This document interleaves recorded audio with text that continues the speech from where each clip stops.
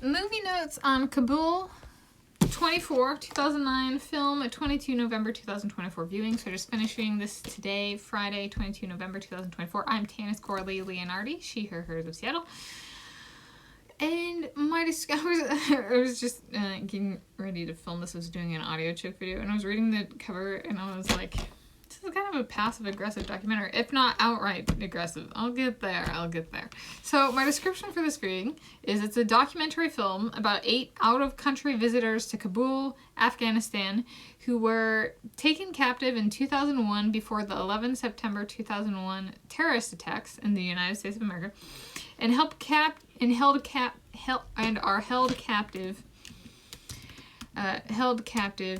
for over 100 consecutive days before, during, and following the attacks. So this is the United States of America eventually sent troops over to Iran, Iraq, and Afghanistan.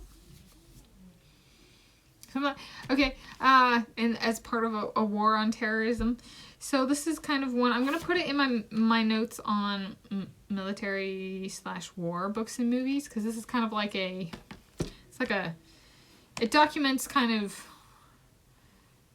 well, it was a group of people, out of country peoples who were there to provide assistance in a already warring country. And so then the United States of America got involved.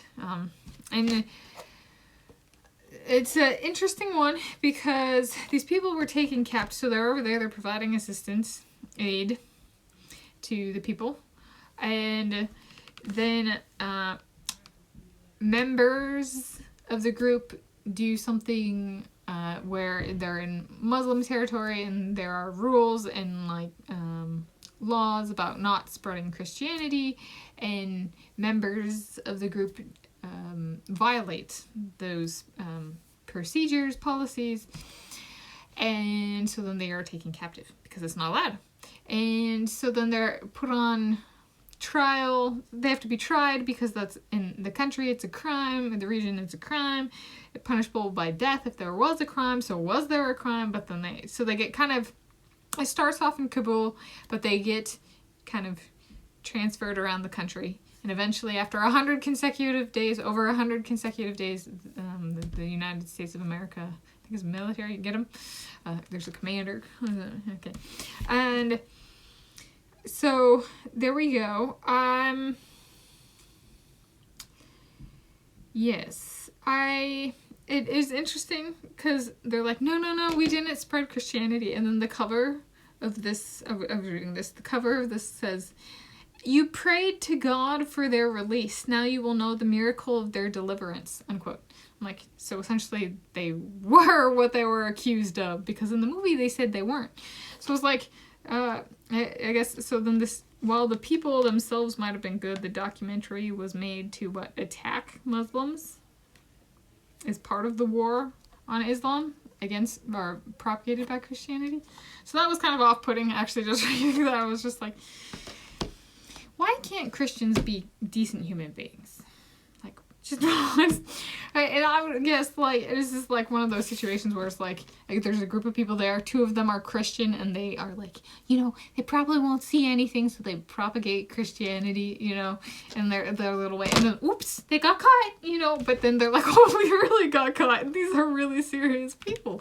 We didn't take it that seriously because we're privileged white people from first world country, So just a little bit of they weren't very perceptive individuals or situationally aware, and then they had to be held responsible for that, and it was right. So there we go. And I'm like, but if the people in the video do agree with the marketing of this about being a Christianity, then technically they were guilty of the crime they were accused of, and they said they didn't do. So they incriminated themselves by making this Christian-fueled documentary. So then we just got, an hour and a half of them lying. 89 minutes of them lying. Okay. So is there something where it feels like I'm being held captive? Okay. Does this feel like I'm being held captive? I have met in person my work supervisors / advisors and work / academia before getting a work/school offer. So that's thus far in my life. If I return to science/academia and or work, does the quality tie the past, meaning I have to make the effort to meet the person, or does the person want me? Option 1, the person seeks me out in person ahead of any offer, perhaps even bringing the written offer with them. Option 2, offer extended without meeting the supervisor in person. Meet the person once I have received the offer.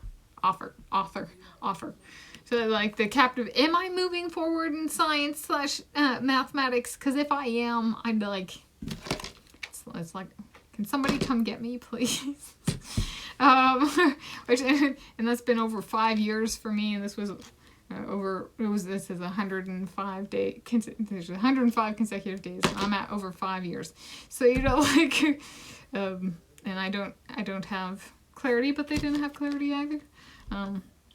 So if I go into science/mathematics, right, maybe I can reflect on this and be like, do I have a way of contextualizing it? Should I abstract that into mathematics research, which was actually worse? That kind of stuff that mathematicians do. Yeah, but it was an interesting one. And watching it again and being like, you dirty documentarians. What, you think the people over in the Middle East or in Afghanistan, which some people classify as Asia and some in Middle East, so it's kind of like borderlands, or it can be both. Being like, they're not going to see it, we're just going to call them Christians. It'll just piss them off even more. Fuel the war. And so, in that sense, the people who made the documentary did not rise above. So, there we go. Those are my movie notes on Kabul 24, 2009 film, 22 November 2024 viewing.